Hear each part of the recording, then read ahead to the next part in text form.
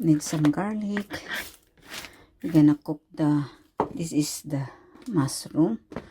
Pero, ginawa ko, hindi pwede yung hugasan. So, ito po, pinunasan ko lang siya ng kitchen towel.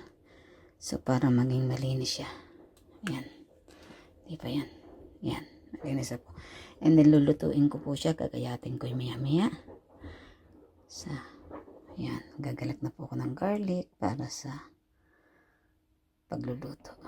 Then, gagayatin po natin ng ganyan. Slice. Yan. Yan. Bawat isa, gagayatin natin yung ano lang. Yan. Yan.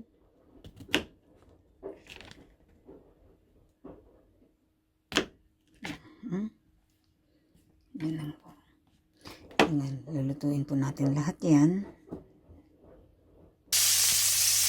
Ayan po ang ating luto. Then, ilagay po natin yun. Ilagay po na po yung mushroom with garlic.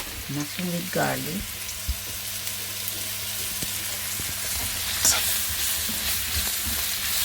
Ayan po natin sa pain.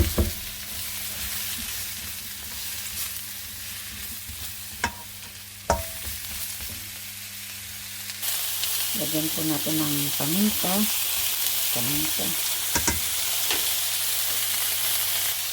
Takipan po natin ng konti. Yan po, nagyan ko ng konting broccoli. Guys. Ang ano po dito, hindi ito